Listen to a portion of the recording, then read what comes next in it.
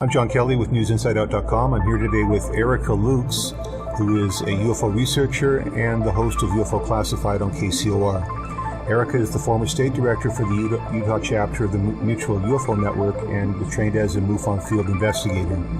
She's currently holding a substantial historic archive of UFO periodicals, research, rare books, and other publications, some of which were willed to her by noted researchers, available through special public events being held in Salt Lake City. Erica will be seen on television's NASA's Unexplained Files, and she's here today to talk about a breaking story that she's been covering on UFO Classified that I think is of great interest. She's been interviewing a gentleman named Phil Leach, who's a whistleblower, a MUFON insider, who's been sharing some very insightful information about the operations in the most famous brand in ufology, arguably. Erica, it's great to see you. Thanks for joining us. It's nice to be here, as always. Tell us all about your research and what's been going on in these interviews with Phil Leach. We're really interested in that. So Phil, I actually had seen the first letter that he released, and I had a friend who sent that to me. That was about 4 weeks ago, and I contacted Phil, and he has been somebody that has been listening to my radio show and been in chat, but very quiet. And I had a series of phone conversations with him, and he began to feel comfortable with me and shared things above and beyond the letter. But the first letter article was asking questions and holding MUFON accountable. He had worked directly under Jan Harzan, the executive director, and Roger Marsh, the MUFON media director, producer, and then Chase Klutsky, the director of investigations. He had noticed and had questions with regard to certain state directors or field investigators that were getting into the CMS, and after witnesses were reporting UFO sightings, these investigators were entering in specific information about drugs that the witness was on, prescription medication, the side effects, all of these things. And so he had asked behind the scenes, before he ever went public, the director of investigations and the executive director about why this was taking place and if there were any potential ramifications for divulging such information, especially on a database, the CMS, that wasn't necessarily the most secure on the planet. He also had questions about the elite group at MUFON, who was run by the director of investigations, Chase Klutsky. And when I was state director for Utah MUFON, we were informed at that point in time that there was this group and that they would get information, really great case reports. And instead of the state director getting those case reports, these reports would go to this elite group of people, and the state director would have no knowledge of this. And so at the time I was working as state director and then right under Jan Harzan as associate producer for the communications department. So I was spending a great deal of time working with both Jan Harzan and Roger Marsh. And I would ask questions: where are some of these cases going? Why are you looking in the CMS and why am I seeing that you investigated one of the best cases that we've known about, and MUFON was out at the scene for 6 months collecting trace evidence, but yet there's only 2 paragraphs in the report. I mean, things weren't jiving with me and other people involved in the organization. So I was asking these questions. I had also had some interesting experiences with a person I was introduced to by the Northern California State Director, Ruben Uriarte. And this person he had a radio show, has, I think, some mental issues and began to stalk me. And so it was a really bizarre combination when I was there of things, and little did I know that what I had originally gone to Roger and Jan for help with, which would be somebody stalking and threatening my life, something that I went to see a lawyer and spent a lot of money and talked to different people in law enforcement and did interviews and got written statements from people that this person had worked with before, describing his mental instability. I didn't know at the time that Roger and Jan were allowing some of this information to get out, and there was a specific person who was using this information to discredit me behind my back and then in public on social media posts, different things. And so it was, for me, it was an amazing thing. And I know that Phil had the same types of experiences. He was asking questions, wanted to get answers. It would either be, we're going to ignore the issue, or if you step out of line, then we're removing you from access here, there, everywhere. So it became evident to him that there were people involved in the high-ranking capacity that were utilizing really nasty means of intimidating people. Since the story broke on UFO Classified, I have spoken with, before that, I've spoken with many people who have sent me letters, one in particular that went directly to Jan Harzan 2 years ago, saying that this person resigned because of this abusive treatment and because of questions that this person had about the way this other director of investigations was interacting. And so as I began to get all of this information and put the pieces of the puzzle together, there is a very evident and long-standing practice at MUFON. Jan Harzan does the MUFON two-step shuffle. So he comes in and acts like he is listening to everybody's side, and he wants to know, okay, how can we make things better? But then in the next statement or breath, he is giving power to somebody who is very abusive and practicing, at the very least, some pretty unethical practices. So it's the same. It's been the same people over and over, year after year. Complaint after complaint has been given to the executive director. Nothing has been done.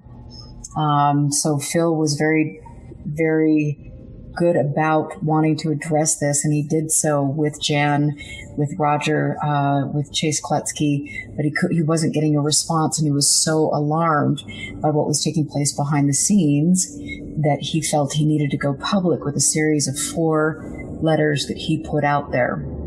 And he's been on the show twice now. Each time there are more and more bombshells that are dropped, but this is a really good thing because it's shining a spotlight on the corrupt practices of an organization that is flying under the banner of being a scientific organization, when we have to ask serious questions after 50 years. What has your scientific organization done? Nothing. These are very interesting points and multi-threaded conversation that you've introduced. Let's start at the top, the point that you raised about privacy concerns. We're in an era now when major DNA genealogy companies are turning over their records to the federal government, which may not have been the terms under which people applied or volunteered their genetic material to those organizations. There's sort of these concepts of a bond of trust with the public, and overreach, and what is the term, undue influence that can arise in professional situations. So here, what I'm hearing you say is that Phil has, and I think I read this as well, that Phil has raised this question with regards to laws that are in place that protect the privacy of people's medical information, but that in some sort of cavalier way, MUFON is running roughshod over those people's medical privacy. Is that correct?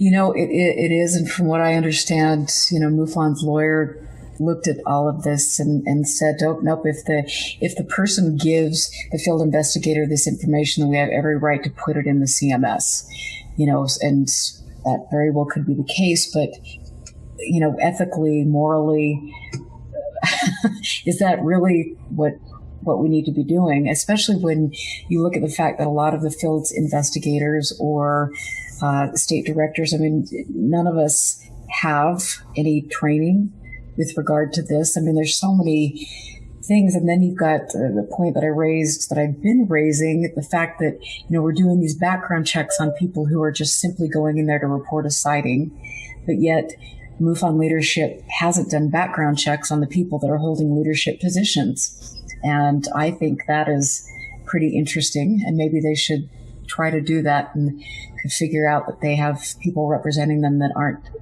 necessarily truthful about what they're putting forth. Well, these are good points. We're talking about the handling of sensitive information. We're talking about custody. And we're talking about management of sensitive personal information. Is it from the letter and verse of the MUFON training manual? Is it expected that the investigator is going to be handling highly sensitive personal information, like people's medical information? Is that a ground level expectation at MUFON? Not to my knowledge. No, I think maybe the people that did that were taking some liberties. Maybe they're learning those sorts of practices from leadership. I don't know. I never saw anything like that when I was there as state director, so it would appear that this is a new practice. I know that Phil Leach had asked how that was going to be addressed and what was going to take place, and after a couple of weeks of asking these questions, nothing was done or acknowledged by the executive director or the director of investigations. So apparently they would have continued this had it not been made public. Well, the privacy is a major issue in the modern era. We look at massive organizations with incredible multi-billion-dollar data infrastructure like Facebook, who are losing participants' data to private researchers. Here in Canada, we've got national airlines losing passenger data. Data loss, data theft, data privacy, and data mining are all very important contemporary themes. I myself am intensely resistant to, when I go to the grocery store to buy a box of tissues or the pharmacy, they're asking me if I have a membership card or do I want to sign up to be a member. I'm going like, is my personal information worth a free bottle of shampoo every 6 months? I mean, seriously, what kind of value can we put on these people's personal information? Is there a figure that could be applied, or is it so astronomically high? Is our personal privacy so becoming more and more valuable that we need to implement protections? So I say, I personally am highly resistant. Maybe other people don't care, but I think that there is some question of, with regards to custody of data of this sort, of this highly personal and sensitive information, that it could affect someone's future employment. Right. It could affect other facets of their lives. There seems to be a certain level of responsibility. Maybe the management systems that were implemented at MUFON 50 years ago, or whatever blueprints that they follow in terms of their administrative structure, need to be revised. That would be the very least of what needs to be done with regard to MUFON. I mean, this is very clearly, the more I look at this and I look at this has been long standing, some of the ways that they have chosen to deal with things. I think for me, a year ago, I would have hoped that maybe they could have done something productive to address any of these issues, but there is very clearly a pattern that the executive director has no desire to actually make effective change. And he not only stated to me that my service there was he would rather protect Roger Marsh than and have to deal with the fallout from me leaving. But also Phil Leach mentioned the same thing, that it was, that Chase was the most important thing, the director of investigations, and that Jan would do what it took to protect her, and the other people that have come forward with serious complaints don't necessarily matter. And that's unfortunate, because we're all volunteers. We're doing this to make money for, a handful of people at the top of the organization. So I would think that people that sacrifice their time and money should be held in a little higher regard than that. So here we're talking about the structure of the organization and its hierarchy, which is common in any Western endeavor. Is there a different model? Is there a flat leadership model that would be more democratic or bring better values? This sort of exclusivity or tendency to cliques, to special interest groups within the organization seems to be a matter of concern. If I heard correctly, Phil was stating that the level of responsibilities that the DOI had assumed were actually not something that could be fulfilled by one individual person. And so in terms of quality of the practices, it would seem that quality would suffer if one person was assuming responsibility for every task. What kind of planning is that? Of course, if there was an intention to fail, then that would be certainly one way to guarantee it, that you could always pin all the blame for the failings on that one party. You could throw that one person under the bus and magically purge the tribe of their problems. But that doesn't seem to be very, very realistic. It really does play into my sense that a lot of what has been purported to be the public interest work and the due diligence that many of the people at the volunteer level have committed to and performed, many people have done their due diligence at that level. It seems more like some sort of window dressing. One of the points that was raised, and we talk about special interest groups and very special interest groups at this point, one of the points that was raised from my listening to your discussion with Phil was with regards to the creation of a chair for someone who had recently retired from Navy intelligence, as if that was an important position that would somehow perhaps legitimize the operations at MUFON, although that person had no actual background related to an interest in the subject material itself. It was apparent to me that was more of a statement about the deep, what some people call the permanent state positioning in relation to MUFON as a structure, as if MUFON was window dressing for a permanent state structure related to military intelligence, for example. Well, that certainly leaves things open for interpretation, and that's unfortunate. I think it's also unfortunate, as Phil has stressed numerous times, the fact that there are so many people who have been there for so long, who actually understand the subject, who have great things to contribute. Why are they being overlooked and having somebody just come out of nowhere and step into a position? Is it simply just because this person, it could lend credibility to a failing organization, or is it because they're working with intelligence? I don't know. And it's easy not to go down these conspiracy theory rabbit holes, but I mean, if there were transparency, then perhaps we wouldn't have to ask some of these questions.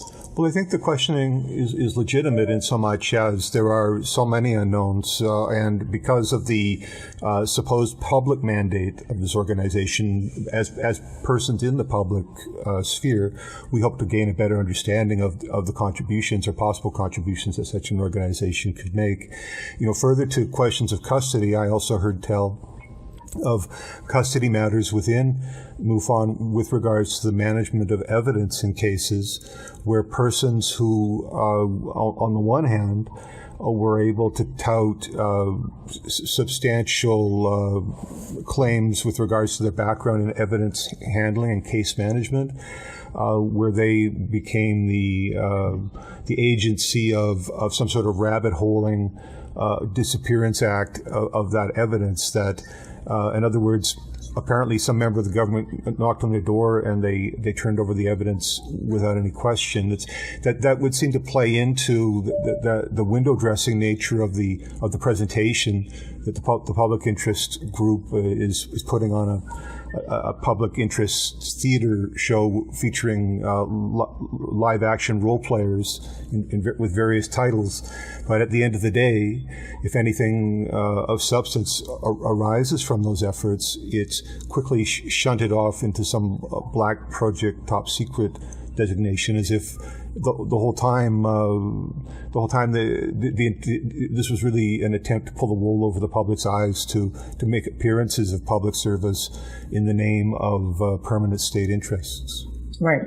And I think, for me, looking back at the organization as a whole, I mean, where is the trace evidence? Where are some of these things that I would think would be available, or it would be in one location, or there would be some sort of information put out to the public about the research done on some of this trace evidence. I know the Chris Bledsoe case is one of those cases. Like I've mentioned before, it's really important because it was 6 months of investigators out at the property doing interviews, hundreds of hours of interviews, collecting a lot of trace evidence, and none of it is anywhere.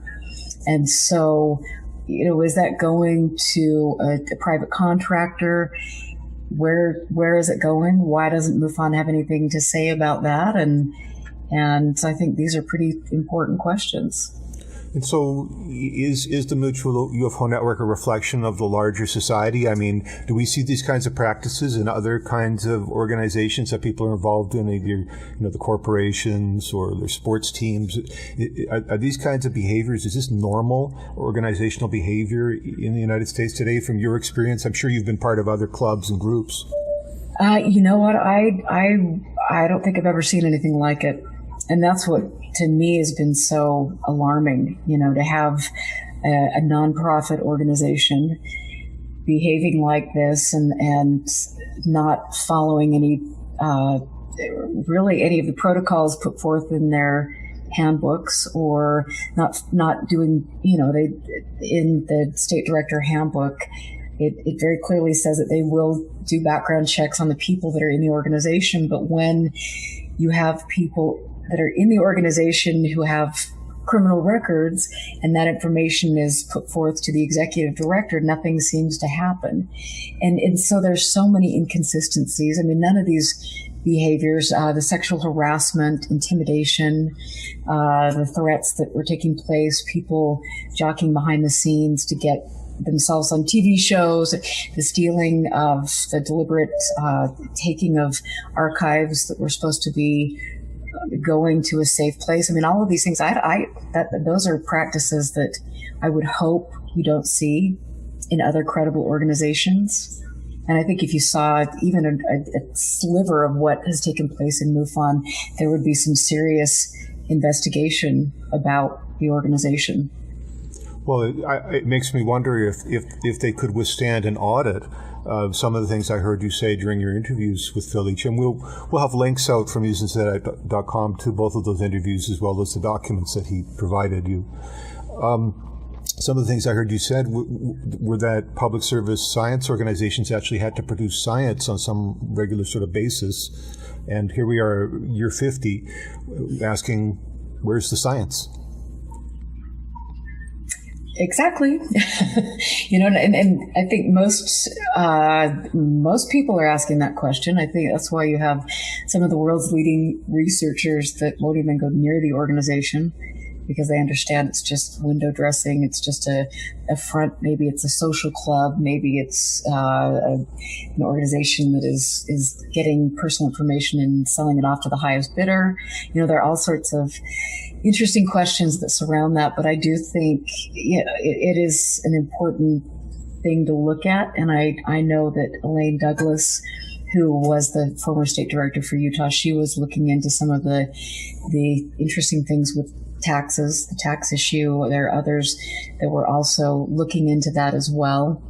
It is interesting to note that I had been working for years to obtain Elaine's files, and there were a substantial amount of files that she had.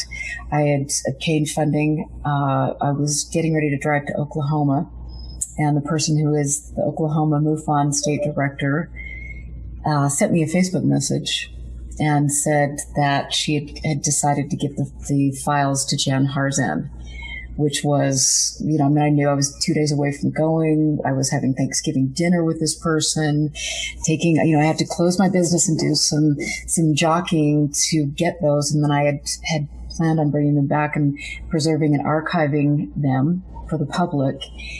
And it was such a strange thing. I reached out to the board of directors. I sent them a very blunt email asking them how MUFON could get involved in this sorts of things when I had a written agreement with this person. I asked Jan Harzan specifically about that, and I asked if the director of investigations had stepped in, which he blatantly lied to me about. But it has now, thanks to Phil Leach, become apparent that the director of investigations found out that I was interested in this, and so she hopped on a plane and flew there, and coerced or whatever this woman into turning the files over.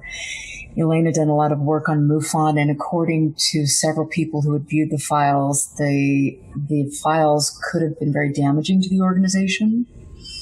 But the whole thing was very, very questionable, and I think it's good that Phil put this out to the public, that he had known and had specific conversations with the director of investigations that this was taking place, and the executive director knew about that as well. So those are behaviors that aren't normal. When I think about Elaine Douglas, I had correspondence with Elaine when she was still with us, and in fact I interviewed her when I was writing a column for Examiner.com, the Vancouver UFO Examiner. She was a guest whom I interviewed, and she gave a somewhat explosive interview that kind of caught me by surprise. In the 11th hour of the interview, she erupted with some kind of intensely emotive statement, which I turned into the headline of the article, which she was not very happy about. It. Unfortunately, I lost my correspondence with her over that issue. But in hindsight, when I reflect on your concerns, when I reflect on the sequestering of these documents away from the eyes of the people of Utah, from Utah's own, it's very concerning, and I wonder to myself that if Elaine, not unlike yourself, had at some point had concerns for her personal safety during the times that I was corresponding with her, I'm led to question that now, because you yourself, part of your story of your experience as state director was that there was a period of time when you feared for your safety due to intensive stalking, but beyond that there was the treachery that accompanied that, in so much as that leadership at MUFON was unable or unwilling to lend a hand of support to your situation, although it arose, from my understanding, it arose while you were acting in your capacity as state director. Right. You were exposed to danger and exposed to treachery. I wonder if Elaine, and from my limited reading of her history of MUFON and the great breaking up of MUFON that happened at the end of the first decade of the century, I wonder if she had fears for her personal safety. You know, I have heard that she did. I know that she was, she was a lot, well, not a lot, but some of her research I didn't necessarily agree with, some of the places that she went. She was a very caustic figure. You either loved her or you hated her, but she knew how to investigate. And she got in there and she was turning up every stone. And she wanted, I think more than anything, for the organization to value the people that volunteered for it. And she also wanted the board of directors and the executive director to be accountable for some of the things with missing cases, all of these, the same questions that we have right now. And she, by a couple people's accounts of her towards the end of her life, I mean, she did feel that she was being monitored and harassed, whether that was due to maybe some of her physical condition. She was dying of cancer, some of these things.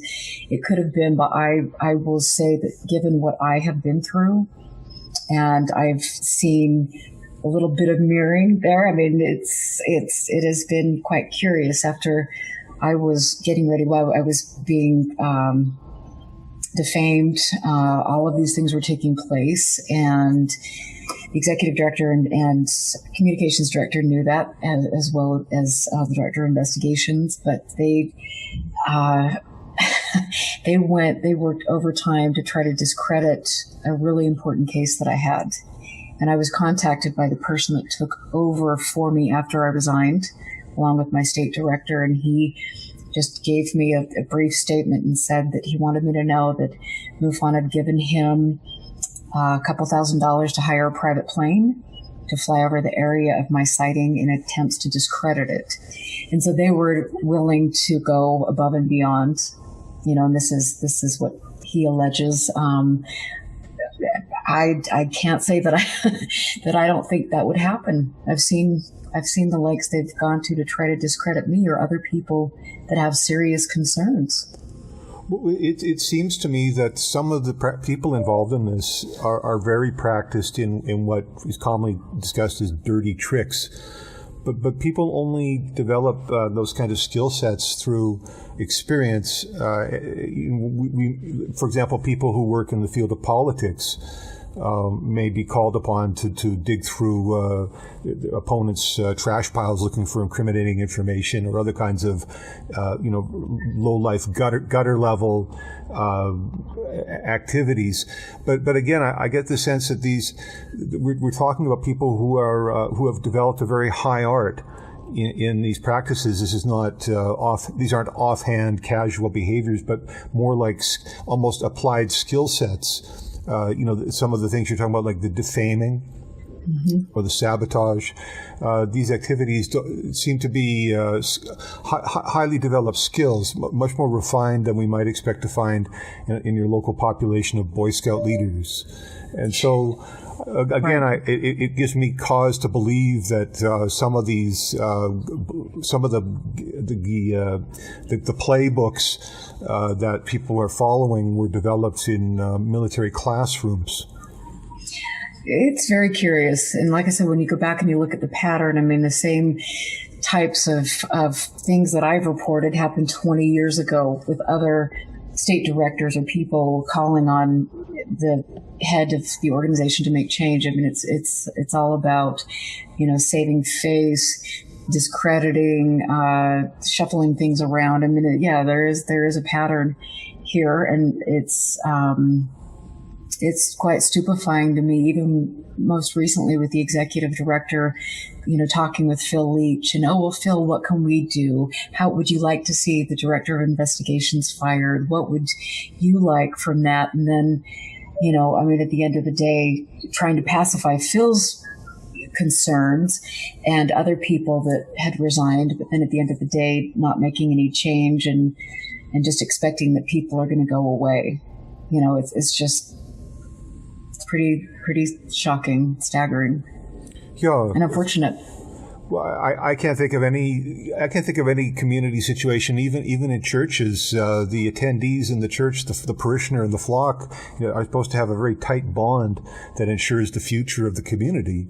And so this seems antagonistic. The pattern that you're describing seems antagonistic to any sort of public outreach service organization.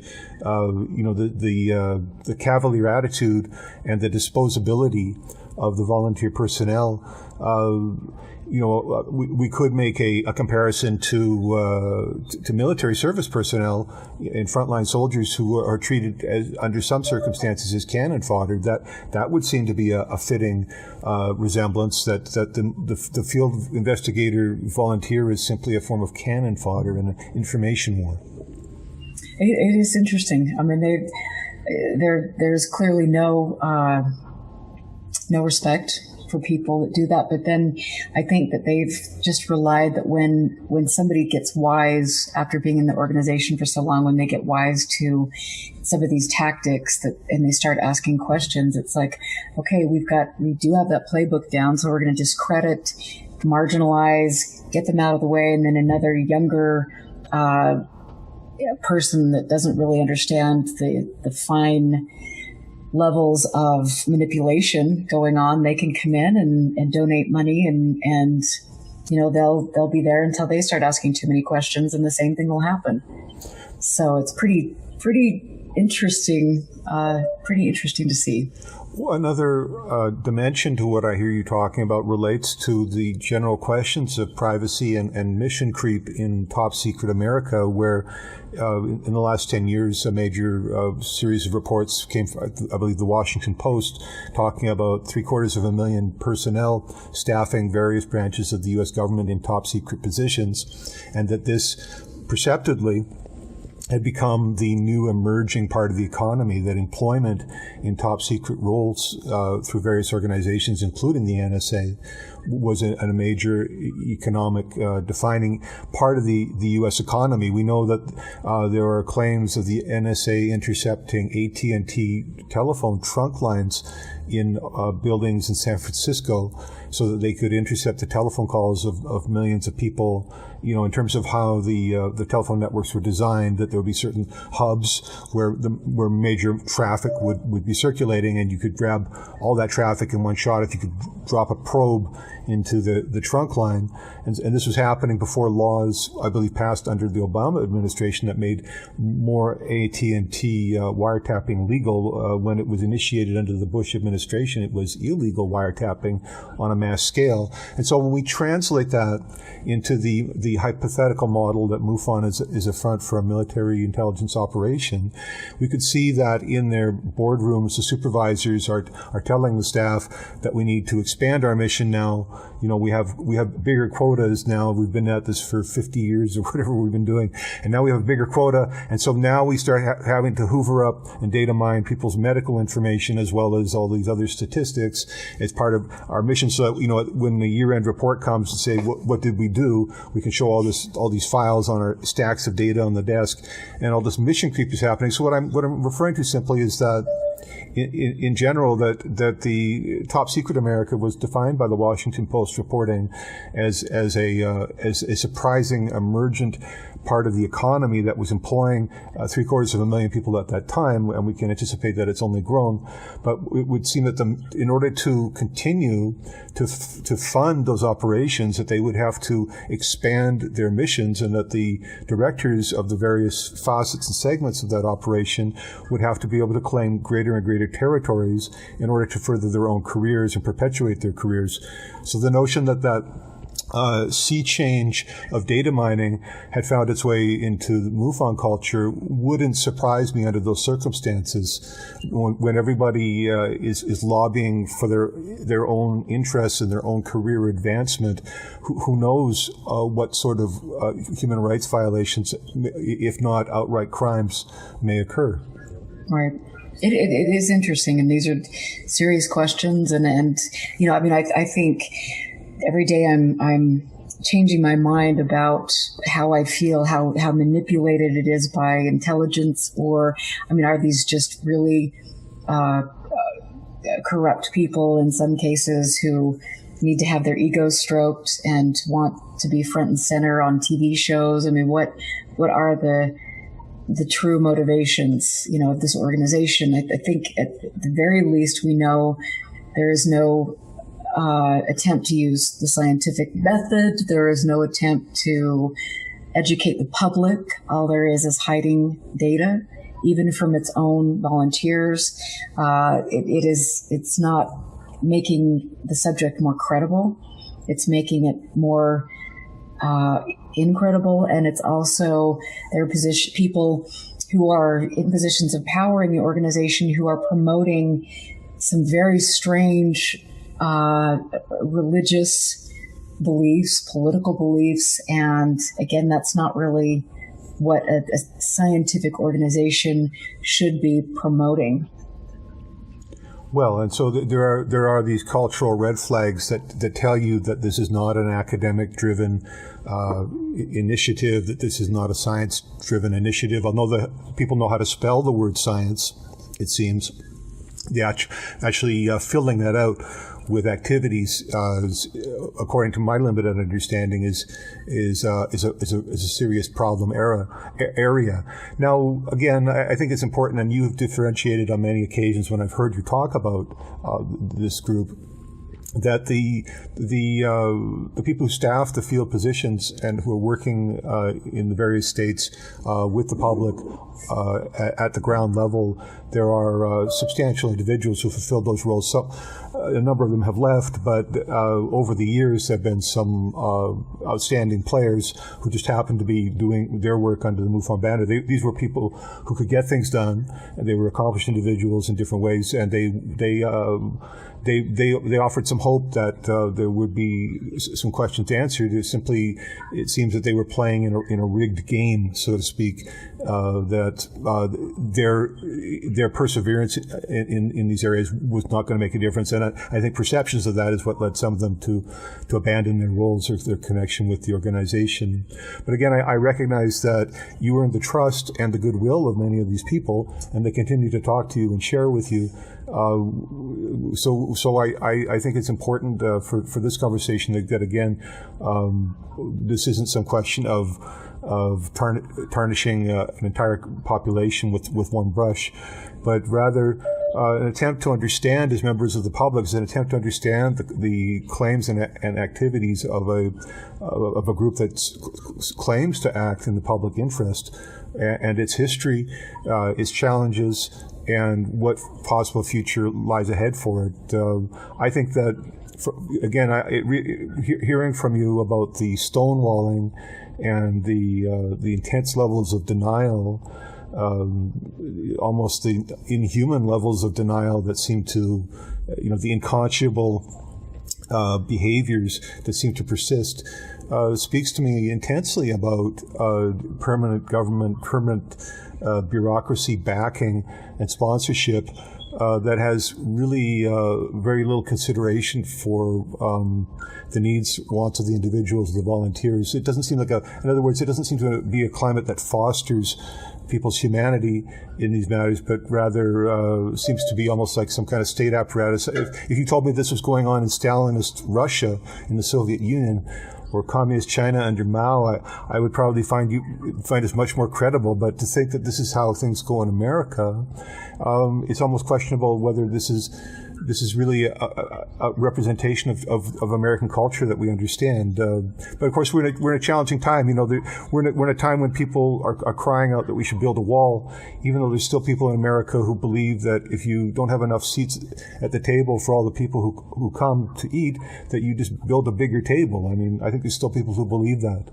And so in the ufology field, are we going to build a bigger field, or a bigger table, or are we going to just work harder on that stone wall and create more obstacles and more impenetrability and more secrecy? I mean, a lot of what you're talking to me about today and what I've heard you talk about in these various interviews is in relation to the perpetuation of secrecy and the separation from the public and the volunteers who represent the public interest, the separation of those people from the data itself, that seems to be entirely antagonistic to the mission. If the mission of the group is to enable disclosure, is to enable education, then sequestering this tendency to sequester things away into secrecy is entirely antagonistic, and it can't be possible to run an operation that is attempting to move its membership in two different directions at the same time.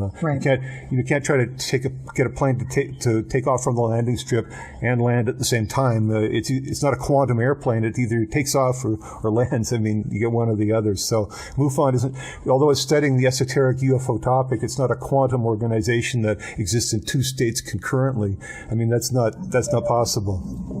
Well, and too, and I have to say that it's been interesting for me to look back at the topic of ufology historically, and you see that there have been I believe some pretty interesting maybe backing from religious factions or from people, some of the contactees and some of their political leanings. I mean, so this has been a subject for decades, that has been very easy to manipulate, because you have people that don't trust the government. You have people that are, have these, that are religious zealots, different things that take place. And so they can get in there and they get these people who are, maybe a little bit more vulnerable, people who have had such traumatic experiences that they're looking for answers. And so they can be manipulated and pushed into thinking things that aren't necessarily the truth. And so I think there's so much going on. So is MUFON manipulated by the government, or could there be a religious or another political motivation behind it? I don't know. But we really need to step back and look at the subject as a whole, and to look at some of the directions people are going, and also understand that when you're researching this topic, in my opinion, you should be researching the topic. You shouldn't necessarily be promoting, the Illuminati or some of these, the dark agenda and some of these ideologies that I think have been that aren't necessarily healthy for us, and that takes us away from actually researching the phenomenon. All right, and so there are these narratives. There are these boiled down boilerplate template narratives. It's sort of like when someone is designing a television show, and we look at the different types of television shows. You got the police drama, and you got the soap opera, and you got the western, and you got these formulas. And we see now we're in the era not only of reruns, but the reinvention of legacy programming in media. Movies that are being remade from 30 years ago and so on, because these formulas work, because culture and media as state instruments become instruments of population psychological control. And so these narratives, these narrative appeals, the appeal to the religiosity of the population, the appeal to the nationalistic tendencies or the militaristic tendencies of the population, are almost guaranteed, certainly in the context of U.S. culture, they're guaranteed to gather some kind of response.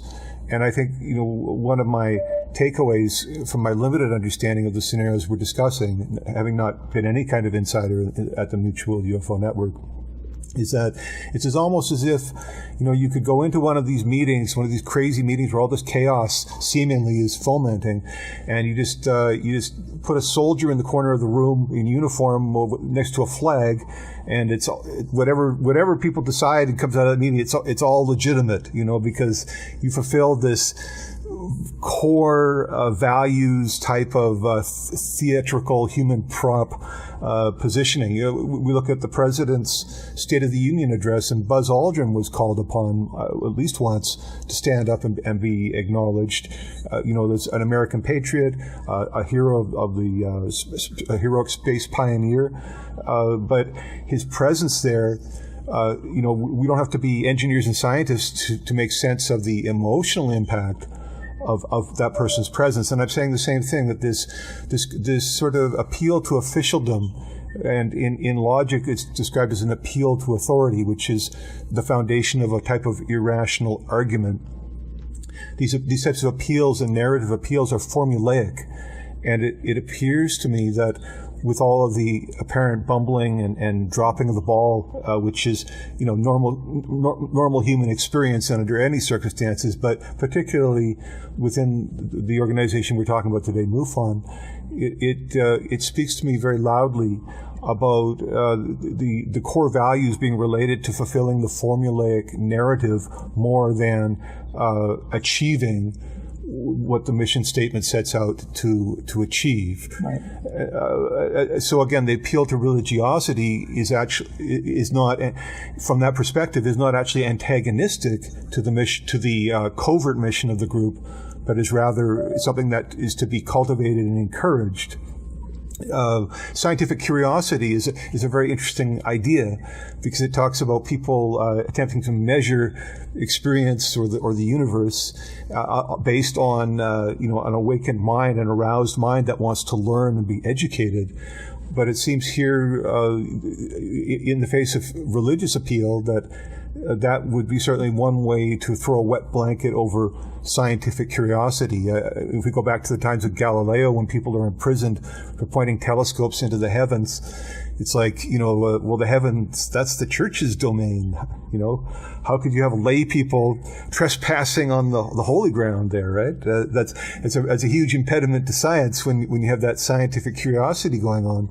And so, again, with all due respect to the real people who accomplished substantial work in their time in MUFON, and I can honor and respect those people who were out in the field, in the trenches. I can respect that.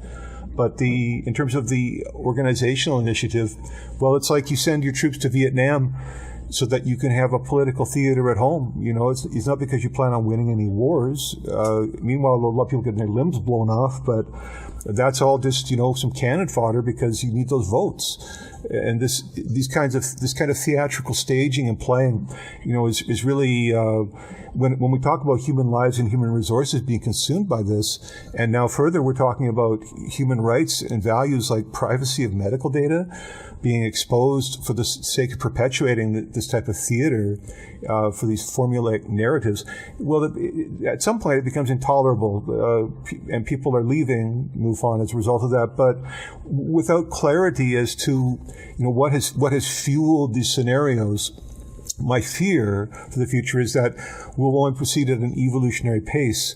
Speaking of evolution, one of the perplexing narratives that arose, particularly from MUFON's current director of investigations, is their purported revolutionary rebel kind of appeal. There was some kind of operation called the Resistance that arose in the last 10 years, headed by Chase Klodsky and one of her colleagues, which I found incredibly questionable at the time. I looked at this and I said, well, who are these people? Who are these revolutionaries calling to turn over everything? And what have they actually achieved? And what level of commitment can they actually demonstrate to their cause? Well, the resistance, c'est la vie. The la resistance doesn't even exist anymore. This is someone's like fever dream, fly by night, new narrative, new live action role play, human prop illusion. It seems people are posing as activists. But in terms of their activism, in terms of their end of day results and their commitment to their activism, I don't find these people credible. I turned down a request to interview those people for the Resistance because I simply found that they weren't credible. Well, I think there's a lot of that for sure. I think people have grossly exaggerated on their resumes. They purported to be things that they're not. And it's all in an attempt to, I guess, get themselves out there, whatever they need to do. And it is sad because as a woman in the field, I want to support other women. And I think that we have some real issues with the Good Old Boys Club. And we need to be supportive of other women in the field. I've always felt that, and I will be supportive of a good person with integrity. I just am very. It means a lot to me. So it is sad to see this kind of theatrical display taking place. It's also sad and shocking that people will go to such great lengths to discredit and hurt other people, especially people who are trying to do their best. And for me, I think the subject is too important. And this type of behavior, if we're to make it a true and positive change, the inner workings of MUFON, the behavior of certain people who have been allowed to bully and intimidate for a long time, that needs to be put forward so we can do positive things and get on with it. And it's not pretty. It hasn't been it's not a pretty process for anybody to come forward and try to continually, beat this, to expose it. It's a hard thing. Absolutely. I think that when we're talking about the topic in general, the UFO, the UAP, the intelligences, the technologies and so on that may be behind all of this and what makes this work, and these types of experiences are really a kind of a jewel in human culture, in as much as we seem to be interacting with something that's transcending our present limitations. It seems to be some kind of incredible jewel of opportunity for growth and understanding. But in order to get the pearl, we have to go into the oyster. To get the diamond, we have to go into the coal. We have to get our hands dirty. There's all this attending all of this aspiration is all of this seemingly difficult, if not dangerous, hardship that people are enduring. Pioneers accept a lot of hardship, and they surrender a lot of luxuries and freedoms in order to fulfill their vision, whatever that may be. And because of pioneers who came before us, we're here today having a conversation from thousands of miles distance because of the struggles and the suffering that people came before us. We can only honor and respect that. And I think that we're called, particularly people living in the West, in America, with such a profound pioneer spirit and legacy, we're called to continue to push forwards, to create advancements in all these different fields of human endeavor, whether that's human rights, science, education, community level, civilian research. All of these areas are worthy endeavors, and I think that the people who have been closest to the information, closest to the experiences, have had a glimpse of some of the promise and hope that the potential answers to these questions will bring. I think that people, in other words, some of the people, whether or not we'll ever see them on television, but some of the people have received authentic inspiration from their contact with the subject and their contact with the people involved in it and their contact with the otherworldly dimensions of it. Absolutely. And that's the thing. This is such a special subject, and there are a lot of people out there who aren't involved in this drama and the UFO circus, and they're getting good things done. And for me, being, I'm not a scientist. I'm just somebody who has had profound experiences, and I feel like I can do good research and lend a voice to this. I want to see the right things done, and they can be, and we can shine a spotlight on positive things. But, it's critical, especially right now with a lot of older people passing away that have done great research, all of this, history at the point where it could be thrown into the abyss and a whole new narrative put forward to a younger generation. We have to be really conscious of that. We have to make sure that people understand the history of the subject, and we have to promote ethical and professional standards for all of this. I really feel that that's imperative. And it's I will talk about my experiences in Norway, my experiences in the Uinta Basin, all of these great research opportunities that I've had. Those are important. But at the end of the day, we have to look very carefully at some of the inner workings of organizations and specific people who don't have positive agendas. Well, so this call for ethical leadership, I think, is a very important value, and we're in a time when some of us may feel that it's kind of do or die. Either we're going to proceed ethically, or we don't see any opportunity for progress whatsoever. And so some of us feel that we have to uphold that mantle ourselves and try to act as some kind of role models to influence and inspire the other ethical people in society to get involved in addressing these questions. I know that you're very determined. I know that you've traveled outside of the country to attempt to address some of these questions, and you've assumed responsibilities as a leader within MUFON, as a state director, and other responsibilities as a public figure. You appear on national television. You have your own radio show, UFO Classified, and so I support you as a woman in this field, as a human being, accepting some of these challenges and not being afraid. As a woman of these new times, you're not afraid to speak up. You're a woman who's found her own voice in the midst of all of this, and a person with a profound voice. And I think that is a very valuable role model for women everywhere. Thank you. That means a lot to me.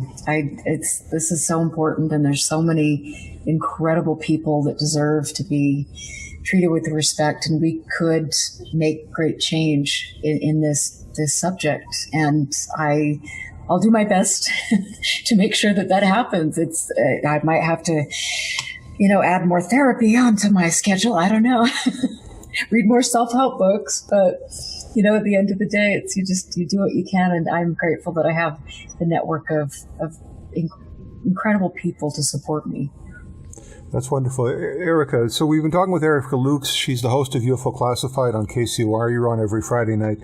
We've been talking about her recent series of interviews with a gentleman named Phil Leach, a MUFON insider and now whistleblower, who released a number of documents chronicling his interactions with MUFON leadership on some priority questions that I think are very revealing about the structure of the organizations and its operations, very telling about the human condition in the 21st century in North America, about volunteer public service organizations, and the government's interest in their activities, the government's involvement, and the military, the deep entrenched military bureaucracy's involvement in their operations. This is the level of secrecy, privacy, all of these hot topic issues are in this story. I'll be writing about this for newsinsideout.com. You'll find my story there and links, including this video. Erica, is there anything you'd like to add before we wrap up? No, just thank you again for giving me the opportunity to express my concerns. You've always been very wonderful to do that for me, and I appreciate the comments that you have. Thank you. Erica Lukes, UFOclassified.com. I'm John Kelly from newsinsideout.com. We'll see you again.